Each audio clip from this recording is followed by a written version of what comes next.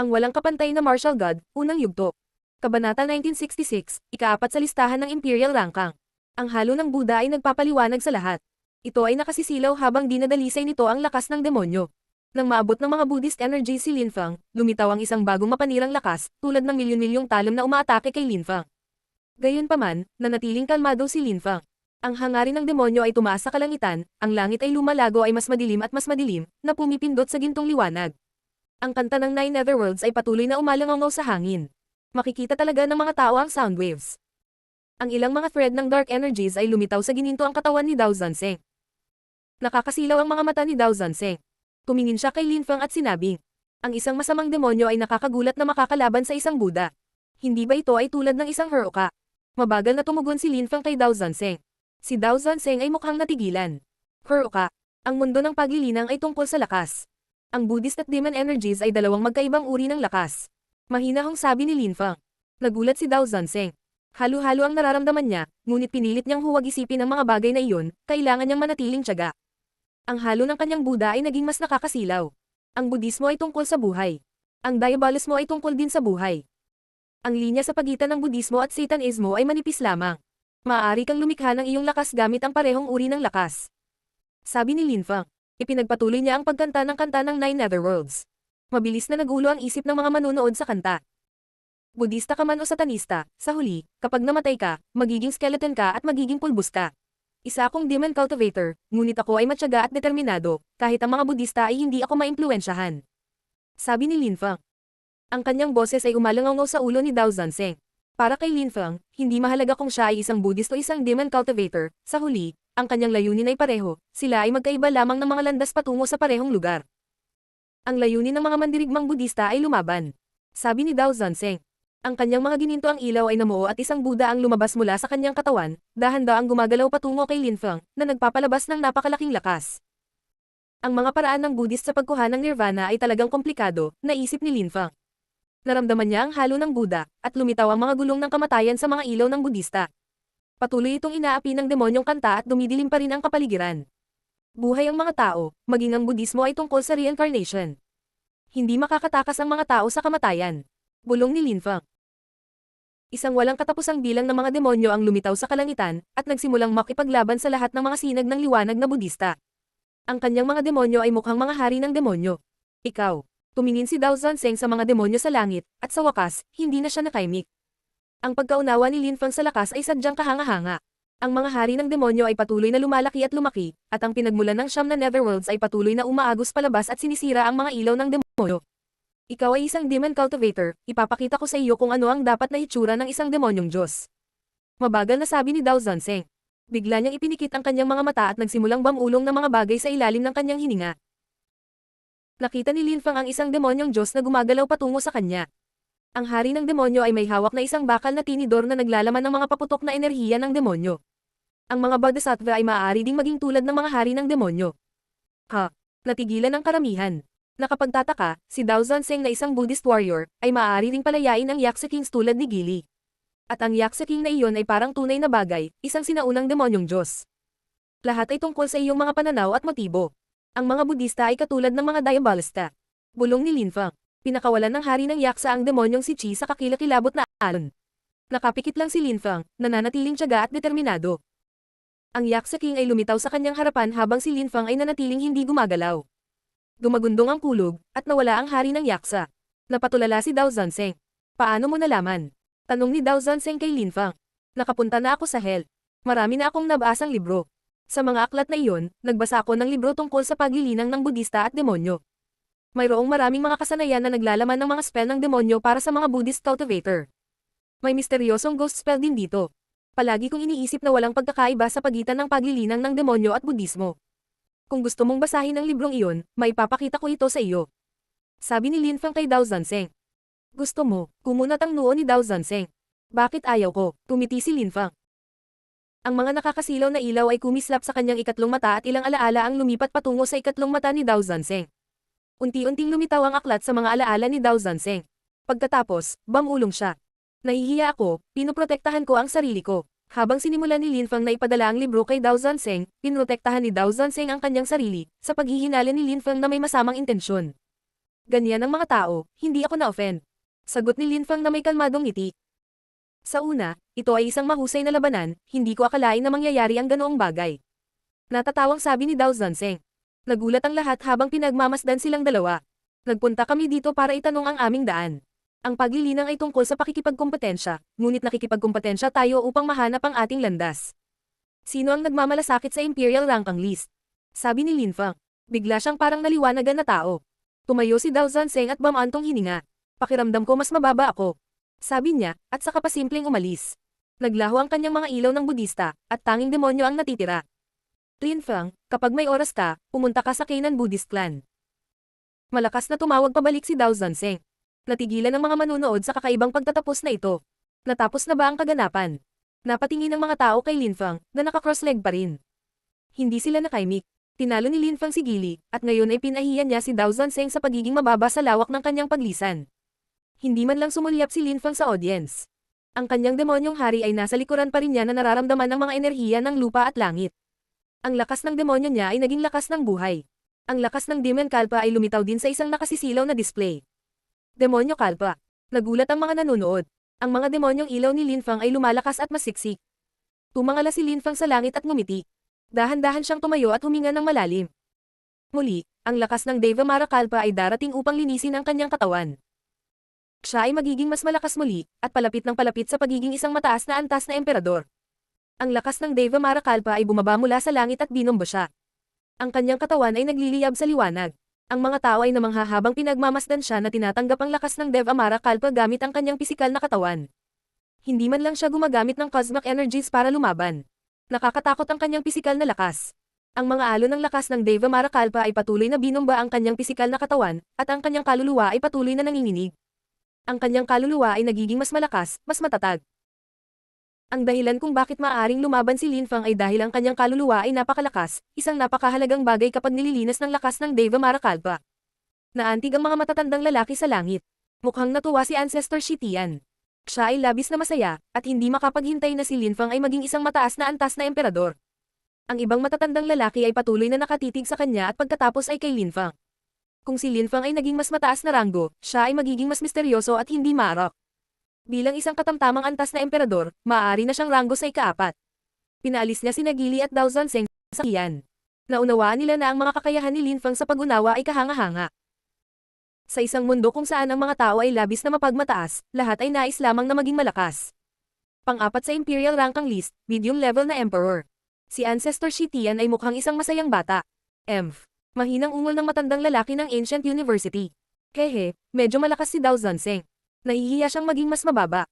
Siguradong magiging champion siya balang araw. Ipinahayag ni Ancestor Shi Tian, na nakangiti sa matandang lalaki mula sa Ancient University. Nagtadyas ang ngipin ng matanda at sinubukang suntukin si Ancestor Shi Tian. Ngunit ito ay ang Pathfinder Day ng Imperial Ranking List, at ang Celestial Godly University at Champion University ang mga tunay na kampyon ng kaganapan. Ang una at pangalawang cultivator ng Imperial Ranking List ay mula sa Celestial Godly University. Si Ying Cheng ay nauna sa loob ng maraming taon at ngayon ay si Chu Chunqiu ay tumataas. At kahit na si Ji Chang, na mula sa Champion University, ay natalo ni Chu Chunqiu, si Lin Fang ay umangat, kaya sila ay masaya. Ngayon siya ang ika-4 na cultivator sa listahan. Sa hinaharap, si Lin Fang ay maaaring maging una o pangalawa. Sa wakas tapos na, buntong hininga ng karamihan. Ang kaganapan ay hindi ka paniniwala. Dao.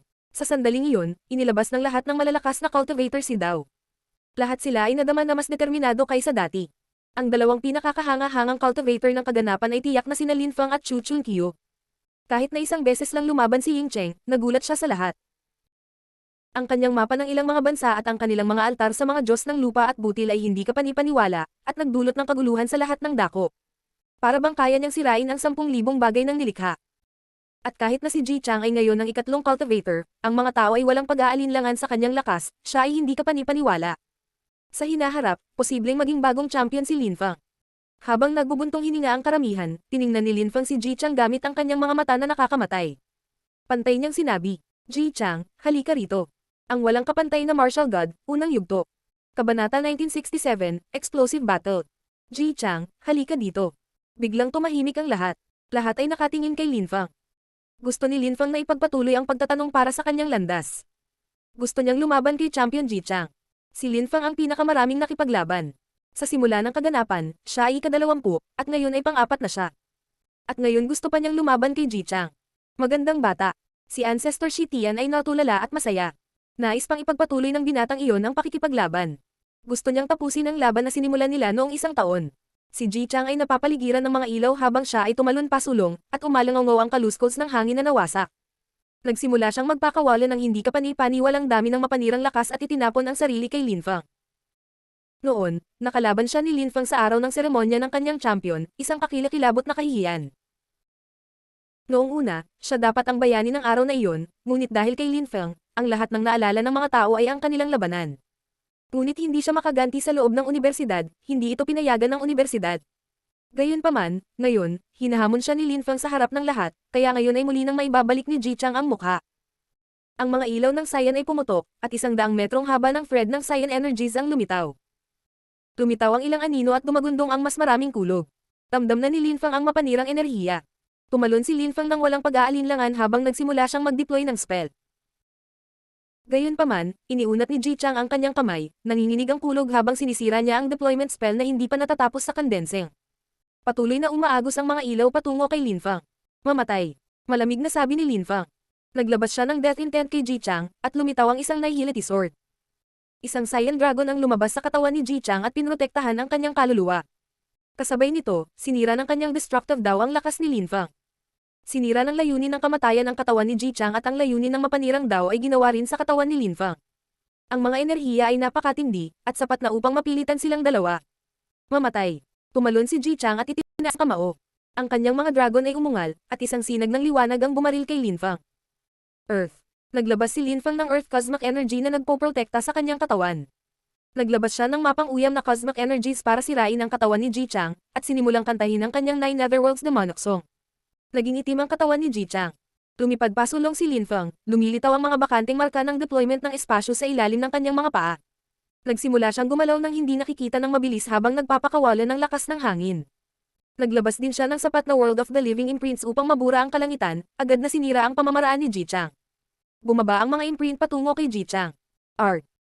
Sinalakay ng siyam na Cyan Dragon ang mga imprint, lahat ay sumabog sa itaas nila. Si Lin Feng at Ji Chang ay napapaligiran ng napakatalim na chi. Ang isang Nihility Sword ay naging isang Infinity of Death Sword na humihiwa sa hangin. Kasabay nito, ang destructive daw ay bumagsak sa katawan ni Lin Feng. Nagsimulang kumulo ang kanyang dugo at nanginginig ang kanyang kaluluwa. Umikot ang mga ilaw ng buhay at kamatayan sa paligid niya at bumaril patungo kay Ji Chang para saksakin siya. Kasabay nito, gumalaw si Lin Feng na parang arrow at nagpakawala ng lakas ng Demon Kalpa sa kamay ni Ji Chang. Ang hangin ay sumigaw sa mga lakas na pumupunit dito. Gusto mong mamatay. Pasabog na sigaw ni Ji Chang. Naglabas pa siya ng mas maraming destructive daw na may pumutok na kulog. Nanginginig ang mga kalamnan ni Lin Feng. Kumukulo ang dugo niya. Ang dalawang mandirigma ay patuloy na umaatake sa isa't isa. Isang nakakatakot na lakas ang tumagos sa mga braso ni Lin Feng. Malamig na ungol ni Ji Chang. Ito ay isang mahirap na labanan. Galit na sigaw ni Ji Chang. Isang nakakatakot na dragon ang lumabas sa kanyang bibig at bumaril kay Lin Feng, sinusubukang lemonin siya. Mamamatay ka, tiningnan ni Lin Feng si Ji Chang gamit ang kanyang mga mata ng kamatayan. Naglabas siya ng Death Intent, isang Nihility Sword, Cursing Strength, at 9 Netherworlds Demon Lights, at lahat ng enerhiyang iyon ay bumagsak kay Ji Chang. Kasabay nito, mas maraming ilaw ang lumitaw mula sa ikatlong mata ni Lin Feng, na naging isang palasyo. Milyon-milyong matalim na espada ang nagmaneho patungo kay Ji Chang Serpent mabilis. Ang mga ilaw ay sumiklab sa mga mata ni Ji Chang at umakyat sa kalangitan, at ang kanyang destructive daw intent ay napuno ng hangin. Napaatras si Lin Feng. Kasabay nito, inilabas niya ang World of the Living Imprints kay Ji Chang at pinalo siya, na nagpatuloy sa kanyang pag-atras. Mapanganib na lumaban sa malapit na labanan laban sa isang tulad ni Ji Chang. Sa sandaling iyon, nagkaroon ng impresyon si Lin Feng na marami sa kanyang mga buto ang nabali. Parang paralisado ang mga braso niya. Si Ji Chang ay isang champion at kinokontrol ang isang malakas na layunin ng Dao, ang kanyang mga pag-atake ay talagang sumasabog. Napabuntong hininga ang audience nang makitang kaya pa niyang lumaban. Ang pisikal na lakas ni Lin Feng ay talagang hindi kapani-paniwala. Iniunat ni Lin Feng ang kanyang mga kamay, isang ilog na gawa sa death energy ang damaloy patungo kay Ji Chang, kahit na patuloy siyang gumagalaw. Naglabas din siya ng lahat ng uri ng cosmic energies para bambahin si Ji Chang nang walang tigil. Kasabay nito, patuloy niyang inilabas ang Nihility Swords. Ayaw niyang bigyan ng isang segundo ng paghinga si Ji Chang.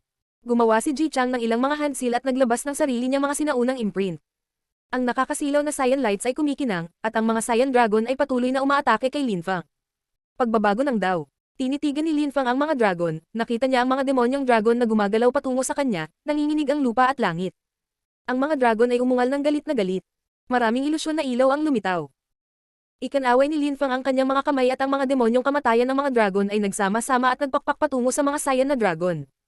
Malakas na bumangga ang mga dragon, at sumabog. Muling sumulong si Linfang, nanginginig ang lupa at langit sa lakas ng sumasabog na mga dragon sa paligid. Naramdaman ni Ji Chang ang pressure, habang ang audience ay natulala sa display. Hindi nila inasahan na makakalaban ni Linfang si Ji Chang. Si Linfang ay mukhang agresibo at baliw. Siyam na dragon ang umikot sa paligid ni Linfang. Si Linfang ay sumulong at nagpakawalan ng higit pang mga death sword ng walang humpay. Si Ji Chang ay isang champion, paano siya matitinag bago si Linfang? Nagsimula na rin siyang mag-move forward. Sumabog ang lupa sa kanilang paligid. Mabilis silang kumilos kaya may mga baga sa ilalim ng kanilang mga paa. Nagsimulang magbanggaan ang kanilang chi sa lahat at direksyon. Marahas na tumibok ang puso ng mga tao. Kidlat. Paputok na sigaw ni Linfang. Lumitaw ang kidlat sa lahat ng dako at bumulusok patungo kay Ji Chang. Umiling si Ji Chang. Tumingin siya sa langit at itinaas ang mga kamay. Sinira niya ang ilang bolts, ngunit nagpatuloy si Linfang sa pagpapakawalan ng mas maraming kidlat na cosmic energies. Apoy. Lumitaw ang apoy sa lahat ng dako at nakipagugnay kay Ji Chang. Kumunat ang noo ni Ji Chang. Ang cosmic energies ni Linfang ay hindi nagdulot ng malaking banta sa kanya, ngunit hindi rin niya ito maaaring balewalain. Ang kanyang pisikal na lakas ay hindi katulad ng kay Linfang, kayang labanan ni Linfang ang mga pisikal na pag-atake ng matataas na antas ng mga emperador. Desolasyon. Sumpa. Kamatayan. Inilabas ni Linfang ang lahat ng uri ng cosmic energies kay Ji Chang, na nakatingin lang sa kanya ng malamig. Tumitaw muli ang mga Saiyan dragon sa paligid niya at binalot siya. Gayunpaman, umungol lang si Linfang at nagpakawalan ng lakas ng Demon Kalpa para atakihin siya. Nawawalan na ng pasensya si Ji Chang, at inatake si Linfang gamit ang cosmic energies. Papalapit ng papalapit ang dalawang manlalaban. Huminga ng malalim si Ji Chang. Kumikinang ang mga ilaw. Sa pagkakataong ito, kailangan niyang martilyo talaga si Linfang. Alam ni Linfang ang mga cosmic energies, kaya ano? Kailangan lang niyang protektahan ang sarili niya at sabay-sabay siyang atakihin. Malakas na sigaw ni Ji Chang, at nanginginig ang kaluluwa ni Linfang.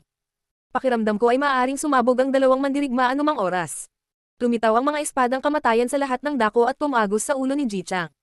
Ang dalawang mandirigma ay patuloy na umaatake sa isa't isa. Hindi sila maaaring maging pabaya, o maaari silang mamatay anumang oras. Gayunpaman, ang mga espada ng kamatayan ay hindi ganoon kadaling sirain. Sa pagkakataong ito, naglalaman pa ang mga ito ng pagmumura ng lakas ng demonyo at lahat ng uri ng cosmic energies na tumagos sa bungo ni Ji Chang. Hindi niya kayang sirain ang mga ito ng ganoon kadali, tila halos hindi na masisira. Isang sinaunang hari ang lumitaw sa likod ni Ji Chang at kinasuhan si Linfang. Kasabay nito, isang demonyo ang lumabas mula sa ikatlong mata ni Linfang. Ang demonyong hari ay may hawak na lotus at isang dambuhalang death sword na naglalaman ng layunin ng 9 netherworlds. Sinalakay din ito si Ji Chang. Boom! Naghiwalay ang sinaunang hari ni Ji Chang. Tumibok ang puso ng mga tao sa nakita. Ang demonyong hari ay mukhang walang takot habang inatake nito ang katawan ni Ji Chang. Ang walang kapantay na martial god, unang yugto. Kabanata 1968, Saiyan Dragon Secret Technique. Naglabas si Ji Chang ng mga Saiyan Dragon para protektahan ang kanyang kala. Gumagundong sila sa dumadagandong na galit at inatake ang demonyong hari ni Linfang. Dahan-daang pumutok ang hari ng demonyo. Si Ji Chang ay napakalakas, at ang gayong mga tao ay hindi madaling mapatay, hindi katulad ng mga ordinaryong emperador. Nagkaroon sila ng hindi kapani-paniwalang mga spell at diskarte upang protektahan ang kanilang sarili. Magagamit nila ang kanilang kaluluwa, ang kanilang makadiyos na kamalayan, at ang kanilang layunin sa Dao. Ang demonyong Diyos ni Linfang ay gawa sa lakas ng Dao at lakas ng kaluluwa. Bumangga ito sa ulo ni Ji Chang. Ang dambuhalang death sword nito ay gawa sa Death Dao Intent. Ang Saiyan Dragon ay patuloy na umuungal sa galit na galit. Kung ang kanyang Saiyan Dragon ay nawasak, ang kanyang kaluluwa ay mawawasak. Asar. Galit na sigaw ni Ji Chang. Ang Saiyan Dragon ay umungal na galit, na naglalabas ng mga pangil at nagaawang ng mga kuko. Sirain. Hindi maibigay ni Linfang si Ji Chang anumang oras. Maaaring sirain ng destructive Dao ni Ji Chang ang kanyang deployment spells, kaya hindi siya nagaksaya ng oras sa pagcast ng mga ito. Ang mga pagsabog ay patuloy na lumalabas, at ang mga cosmic energies ay nasa lahat ng dako, na napunit sa hangin. Ang Saiyan Dragon ay naging siyam at lumipat sa siyam na direksyon sa paligid ng Linfang. Kasabay nito, iniunat ni Ji Chang ang kanyang kamay at isang nakakatakot na Saiyan Dragon ang lumipat patungo sa ulo ni Linfang. Mamatay. Itinaas ni Linfang ang kanyang kamay, at pinutol ng Death Kalpa Sword ang lahat. Ang mga cosmic energies ay kumikislap at umikot. Ang World of the Living Imprints ay patuloy na umuusbong mula sa kanyang mga kamay, at ang lupa at langit ay patuloy na nanginginig. Si Linfang ay tumakbo pasulong at sumigaw. Matatalo ka. Ang kanyang boses ay naglalaman ng lakas ng pagmumura ng demonyo at umalangaw sa ulo ni Ji Chang. Hindi siya mapakali. Gumalaw si Lin Fang na parang hangin na may hindi matitinag na kalooban. Baliw na kumikinang ang mga mata ni Ji Chang, hindi siya umatras, sa halip ay tumalon pa sulong at naging Saiyan Dragon. Ang kanyang chi ay kamangha-mangha, nagbabantang ibababa ang langit. Iniunat ni Lin Fang ang kanyang kamay at ang mga bakanteng ilaw sa kalawakan ay namuo. Sabay-sabay na dumating ang pag-atake ni Ji Chang, at dumagundong ang kulog habang bumagsak ang kanyang mapanirang lakas. Ang deployment mark ni Lin Fang ay nawasak bago ang mapanirang enerhiya ay nagpatuloy sa paglipat patungo kay Lin Fang. Ngunit ang chi ay hindi kasing lakas ng isang sandali. Mamatay. Sa sandaling iyon, galit na sumigaw si Lin Fang at nagpakawalan ng lakas ng tunog ng pagmumura. Ang walang kamatayang enerhiya ay lumabas. Sinalakay ng hari ng demonyo ang Saiyan Dragon ni Ji Chang. Ang lakas ng kosmiko ay lumabas mula sa kaliwang kamay ni Lin Fang, ang World of the Living Imprints ay lumabas mula sa kanyang kanang kamay. Nagbanggaan ang cosmic energies ni Ji Chang at Lin Fang. Gayunpaman, lumitaw muli ang World of the Living Imprints, hindi sila kayang sirain ni Ji Chang. Itinaas niya ang kanyang kamao habang umaatungal ang mga Saiyan Dragon. Ang World of the Living Imprints ay bumagsak sa katawan ni Ji Chang na parang walang katapusang martilyo, na sinira ang ilan sa kanyang mga Saiyan Dragon. Si Ji Chang ay ipinadala sa pagbagsak sa isang haligi, na umuubo ng dugo. Ipinikit na lang niya ang kanyang mga mata, pinatibay ang kanyang determinasyon, at ang mga Saiyan Dragon ay lumitaw at muling nag-atake. Napaatras si Lin Fang, pati na rin ang sakit ng kanyang mga braso. Nakatitig siya kay Ji Chang. Malakas talaga ang champion. Natalo ka, sabi ni Lin Fang, nakangiting may pagmamalaki. Ang mga tao ay nanginginig sa hindi makapaniwala. Natalo. Natalo si Ji Chang laban kina Ying Cheng at Chu Chunqiu, natalo ba siya laban kay Lin Fang ngayon? Ang champion, 3 talo. Anong kahihiyan, tulad ni Gili? Masyadong maraming alam si Lin Fang. Pag-atake ng kaluluwa, kasanayan, diskarte, spells, sinaunang imprint, lahat ng uri ng cosmic energies, siya ay walang humpay at matapang. Ang pakikipaglaban kay Lin Fang ay isang bangungot. Nagdadaldala ng mga tao habang pinapanood nila si Lin Fang. Si Chu Chunqiu at Lin Fang ay talagang hindi kapanipaniwala. Ang lakas ni Chunqiu ay namangha sa lahat, ngunit siya ay isang mataas na antas na emperador, si Lin Fang ay isang katamtamang antas na emperador lamang. Nagkaroon ng malaking pagkakaiba sa pagitan ng mga katamtamang antas na emperador at mataas na antas na mga emperador. At champion din si Ji Chang, kaya mas malakas pa siya sa mga taong iyon. Hindi pa tapos ang labanan. Walang pakialam na sabi ni Pei Donglei. Tinanong niya si Ji Chang. Ji Chang, sa tingin mo ba natalo ka? Nagulat si Lin Fang at tumingin kay Pei Donglei. Si Ji Chang ay naglabas ng nakakatakot na lakas sa sandaling iyon. Natigilan si Lin Fang. Lumipad pasulong si Lin Fang. Binuksan ni Ji Chang ang kanyang mga mata at galit na sumigaw. Isang nakakatakot na Saiyan Dragon ang lumitaw at tumakbo sa kalangitan. Ang katawan ni Ji Chang ay napapaligiran ng makinang na Saiyan Lights. Ang Saiyan Dragon ay naging haligi ng liwanag. Arg! Umuungal ang dragon sa dumadagandong na galit. Ang kaluluwa ni Lin Fang ay nanginginig ng husto. Ang demonyong hari sa isip ni Ji Chang ay itinulak palayo at unti-unting nawala. Biglang naging mas malakas ang chi ni Ji Chang. Ang Saiyan Dragon Mysterious Technique ng Ji Clan. Sumimangot ang karamihan. Nakakagulat, si Ji Chang ay gumagamit ng mahiwagang pamamaraan ng Ji Clan. Siya sa una ay may lakas ng isang mataas na antas na emperador, ngunit sa pamamaraang iyon, maaari siyang magkaroon ng lakas ng isang mahusay na emperador. Ayon sa mga alamat, kapag ginamit mo ang Saiyan Dragon Mysterious Technique, kailangan mong bayaran ng presyo para dito, kailangan mong makabawi ng napakatagal na panahon. Hindi malayong maging isang mahusay na emperador si Ji Chang, ngunit nababaliw na siya ngayon, ayaw niyang matalo. Ang mga tao ay namangha. Tumigil sa paglakas ang kanyang chi. Mukha siyang totoong hari, mayabang at mayabang, wala na siyang pakialam sa mga sugat niya. Tumingin si Lin Fang kay Pei Donglei. Alam ni Pei Donglei na may misteryosong pamamaraan si Ji Chang, kaya naman sinabi niyang hindi pa tapos ang laban. Baliw siya. Hindi ginamit ni Ji Chang ang kanyang mahiwagang pamamaraan laban kay Ying Cheng o Chu Chunqiu, ngunit ayaw niyang matalo sa pangatlong beses, lalo na laban kay Lin Fang. Napabuntong hininga ang lahat. Kung muli niyang lalabanan sina Ying Cheng at Chunqiu, hindi sila mananalo, ang kanyang chi ay china ng Di Chi Layer. Napakurap si Ji Chang at biglang nawala. Isang hari ang lumabas sa kanyang katawan at inatake ang kaluluwa ni Lin Fang. Gusto niyang makaganti sa lahat ng mga pag-atake na ginawa ni Lin Fang. Pagbagsak. Angal niya. Biglang naramdaman ni Lin Fang ang kanyang katawan na sisabog at ang kanyang mga buto ay madudurog. Kung hindi siya nagkaroon ng hindi kapani-paniwalang pisikal na lakas, namatay na sana siya. Si Lin Fang ay nagyelo. Si Ji Chang ay may lakas ng isang dakilang emperador sa sandaling ito. Nang makita ni Ji Chang na nilabanan ni Lin Fang ang kanyang pag-atake, lalo siyang nagngangalit, ang sinaunang hari ay lumipat patungo sa ikatlong mata ni Lin Fang. Mamatay.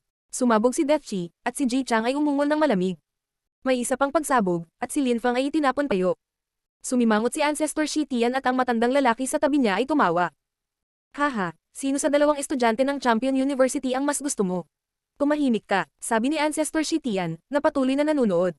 Si Ji Chang ay isang tunay na bastos, at tunay na tuso, napakaliit na tao. Maraming tao mula sa Yin Clan at Pei Clan ang sa wakas ay nagkaroon ng dahilan upang ngumiti. Sa wakas, tatahimik na si Lin Feng, titigil na siya sa pagiging mayabang. Sa wakas, talagang galit na galit si Ji Chang. Tumingin sa kanya si Lin Feng ng malamig at sinabi, nakakagulat kang gumamit ng mahiwagang pamamaraan sa ganoong kaganapan. Mas mabuting huwag mo akong sisihin. Tumalon si Ji Chang pasulong at pinalibutan si Lin Feng ng nakakatakot na lakas. Kasabay nito, pinilit ng sinaunang hari ang demonyo ni Lin Feng at inatake siya. Ang lakas ng kamatayan ay lumitaw sa mga mata ni Lin Feng. Ang walang kapantay na martial god, unang yugto. Kabanata 1969, katawa-tawa. Nakakabaliw ang labanan sa isip ni Lin Feng. Ang sinaunang hari ni Ji Chang ay nakikipaglaban sa kanyang sinaunang demonyo at ginagamit ni Lin Feng ang kanyang makajos na kamalayan na palasyo upang protektahan ang kanyang kaluluwa. Ang Sky Palace, anong petsa ngayong gabi? Tanong ng isang misteryosong boses. Ang palasyo ng makajos na kamalayan ay sumiklab at hinaranggan ng sinaunang hari. Tumalon ang hari ng demonyo, itinaas ang kanyang kaliwang kamay, gusto niyang patayin ng sinaunang hari ni Ji Chang, lumipad patungo dito at itinaas ang kanyang dambuhalang death sword. Ang sinaunang hari ay umungal na galit at itinaas ang kanyang mga kamay. Nagbanggaan ang kanilang mga kamao at sabay silang nagkahiwa-hiwalay. Sa labas, sina Ji Chang at Lin Feng ay parehong dumudugo at ang kanilang mga mukha ay namutla. Ang sinaunang hari at ang hari ng demonyo ay nagpagamit sa kanila ng maraming lakas ng kaluluwa, pareho silang napapagod. Si Ji Chang ay umungal sa galit, ang mga ilaw ng Cyan Dragon ay pumutok sa kalangitan. Inilabas ni Lin Feng ang isang nakakatakot na dami ng buhay chi. Tumakbo si Ji Chang pasulong, lahat ay pumuputok at nasira sa paligid niya. Pakiramdam ng mga buto ni Lin Feng ay sisabog na sila. Huminga ng malalim si Lin Feng, ngumiti ng nakakaloko. Mamamatay na siya. Sabi ni Pei Dongqing, nakangiting malamig. Gusto ni Lin Feng na nakawin ng kanyang nakababatang kapatid ang babae ni Pei Dongqing, mamamatay na siya ngayon. Lin Feng, si Meng Qing at marami pang ibang tao ay namangha. Maraming tao ang nagsisigawan ngayon. Kailangang aminin ni Lin Feng ang kanyang pagkatalo, ito ay mas mabuti kaysa mamatay. Ji Chang, isa kang mataas na antas na emperador at nang ahas kang gamitin ng iyong misteryoso at sinaunang pamamaraan laban sa akin. Deserve mo bang tawaging champion? Deserve mo ba ang champion crown? Sabi ni Lin Feng sa malademonyong boses. Sinusubukan niyang sirain ang paghahangad ni Ji Chang. Isang puno ang lumitaw ng hindi malinaw sa kanyang likuran. Heavenly Grace Godly Tree. Maraming tao ang namangha nang makilala nila ang makajos na kahoy. Ang lakas ng kosmiko ay umiikot sa lig nito. Siya ay isang medium-level na emperor at nakapunta na siya sa Godlywood Valley at isang puno ang kumilala sa kanya. Nagulat ang mga nanonood. Si Lin Feng ay talagang isang hindi kapani-paniwalang henyo. Napakabilis, isang puting lotus ang lumitaw ng hindi malinaw. At pagkatapos ay lumitaw ang isang magandang blow-up tala lotus sa ilalim ng mga paa ni Lin Feng. Gumagamit ka ng Godlywood at blow-up tala lotus, hindi mo iyon sariling lakas. Sabi ni Pei Donglei. Tumahimik ka, malakas na sigaw ni Lin Feng pabalik. Malamig niyang tiningnan si Pei Donglei at sinabing. Sa araw ng Pathfinder ng Imperial Rankang List, ang mga tao ng Great Imperial Palace ang namumuno. Gayunpaman, palagi kang nagsisikap na sirain ako. Sa tingin mo ba ako ay tanga? Ang mahiwagang pamamaraan ni Ji Chang ay hindi ang kanyang sariling lakas, ito ay ang lakas ng Cyan Dragon. Katawa-tawa ka, kung ang mga tagapamahala ng kaganapan ay tulad mo, kung gayon magiging pareho ito kung wala ka, o mas mabuti pa. Ang karamihan ay nagbuntong hininga na may empatiya. Sa katunayan, ang mahiwagang pamamaraan ni Ji Chang ay hindi niya sariling kapangyarihan, at kung wala ito, tiyak na matatalo siya. Hinihiram niya ang lakas ng isang sinaunang Cyan Dragon.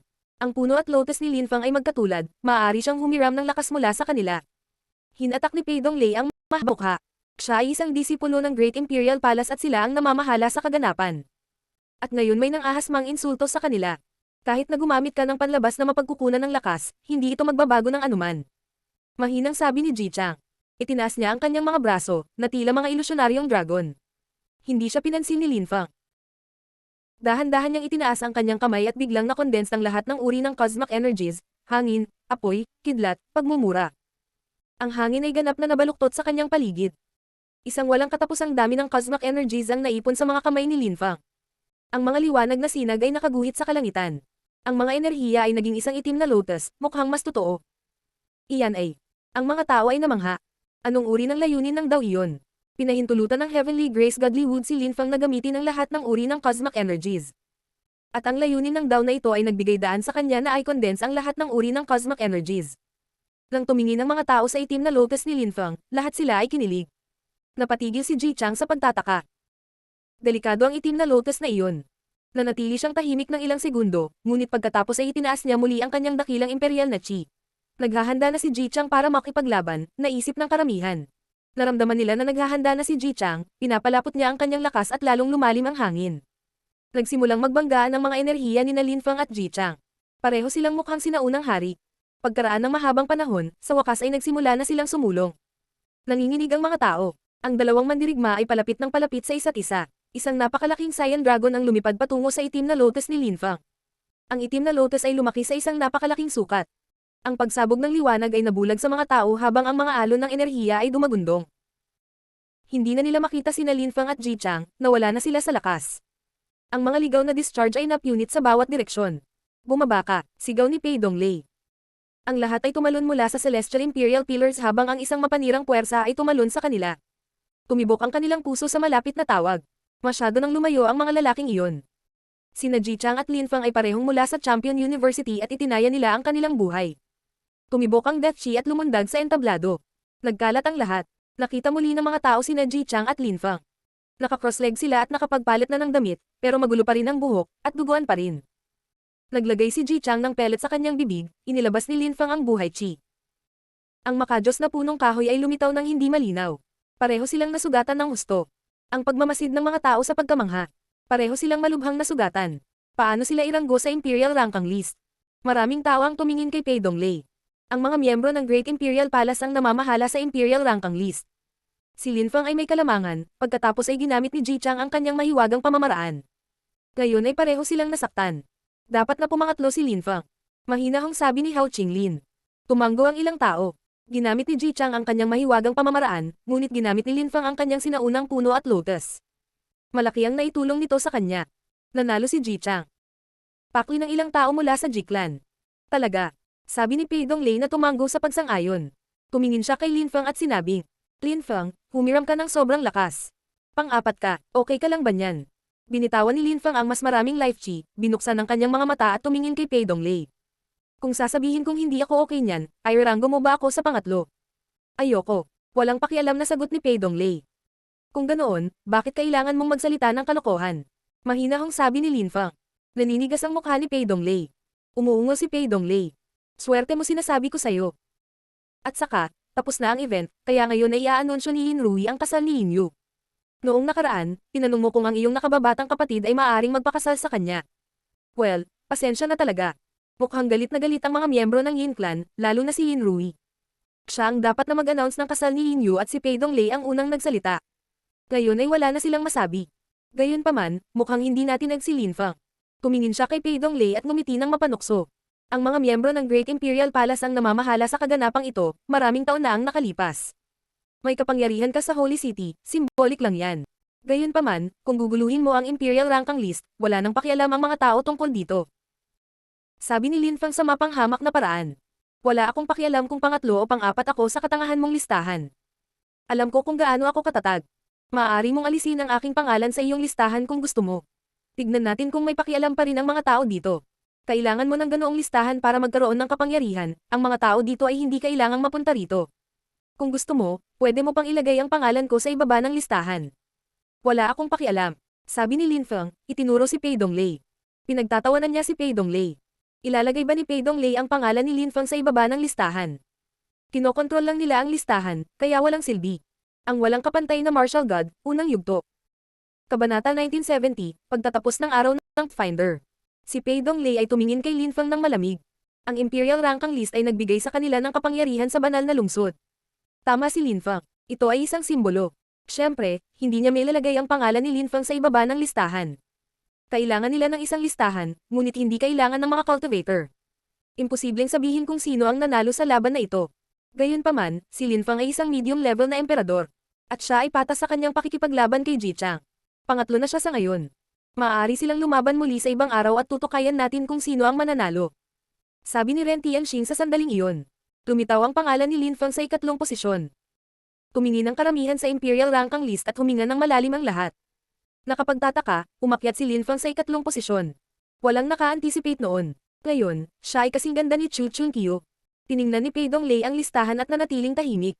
Tumingin si Lin Feng kay Yin Rui, napansin na mukhang galit si Yin Rui. Kung mayroon siyang pagpipilian, pinatay niya si Linfang nang walang pag-aalinlangan.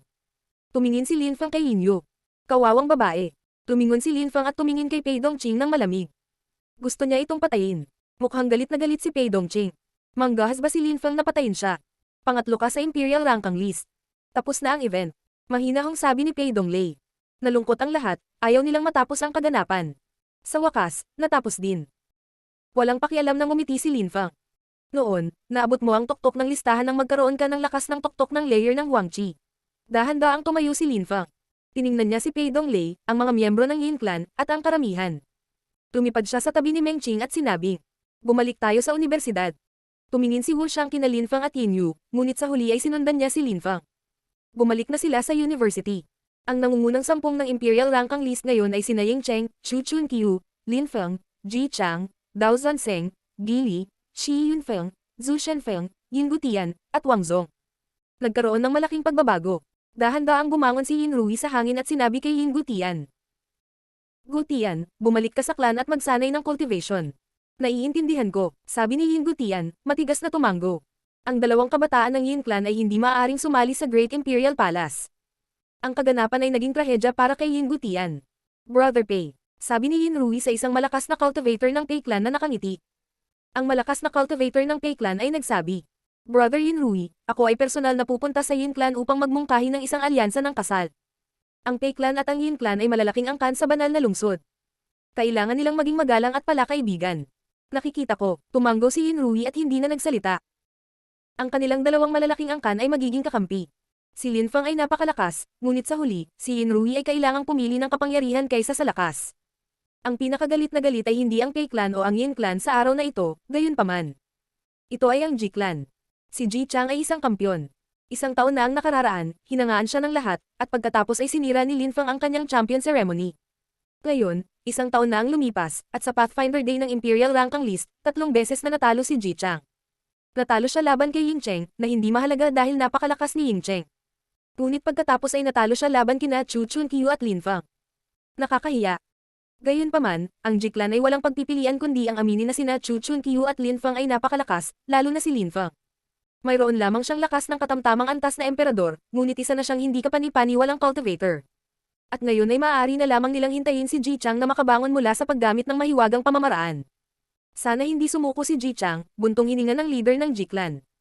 Si Ji Chang ay maaari lamang umasa sa kanyang sarili ngayon. Nagsimulang maghiwa-hiwalay ang mga tao. Marahil ang lahat ng mga henyong iyon ay nasa tuktok ng rehiyon ng madilim na gabi balang araw. Siyempre, walang sino man ang maaaring umasa at mahulaan ang hinaharap. Si Chu Chunqiu at Linfang ay sikat na ngayon sa banal na lungsod, tulad ni Ying Cheng at Ji Chang. Alam na ng maraming makapangyarihang angkan ang kanilang mga pangalan, lalo na't natalo na nila si Ji Chang ang kampyon. Sina Chu Chunqiu at Linfang ay may potensyal na maging champion, kung hindi sila mamamatay. Bumalik ang lahat sa kani-kanilang clan holds. Ang Yin Clan, ang Pei Clan, at ang Ji Clan ay sinubukang mag-isip ng mga paraan para maalis si Linfang. Lahat sila ay kinasusuklaman siya, lalo na ang Ji Clan. Sa isang palasyo sa Ji Clan, maraming tao ang mukhang malungkot. "Sabihin mo sa akin kung ano ang iniisip mo," tanong ng pinuno ng Ji Clan sa kanila. Si Linfang ay nagpabulag sa lalaking iyon na si Wu Yu. "Nagdulot siya ng gulo sa aming angkan. Pinatay niya si Ji Jiang, at ngayon binugbog niya si Ji Chang. Dapat siyang mamatay." Dahan-daang sabi ng isang malakas na cultivator. Tumango ang lahat bilang pagsang-ayon. Ang Ji Clan ay maraming mga kaaway, ngunit kadalasan ay wala silang masyadong pakialam sa kanila. Kahit na isang tao lang si Linfang, napakatalino niya at hindi siya makalimutan ng Ji Clan. Ang pinuno ng Ji Clan ay kumbinsido din na si Linfang ay maglalagay ng banta sa kanila maaga o huli. "Kahit hindi namin alam kung saan siya galing, alam namin na wala siyang powerful background. Siya ay sinusuportahan ng ilang mga angkan sa napakalawak na Celestial Ancient City, kailangan nating mag-ingat sa kanila. Pero ang pinakamalaking problema natin ay ang Champion University. Mayroon akong ilang mungkahi," wika ng isang nasa katanghaliang gulang na lalaki. Maraming tao ang nakatingin sa kanya. "Sabihin mo sa amin," itos ng pinuno ng Ji Clan.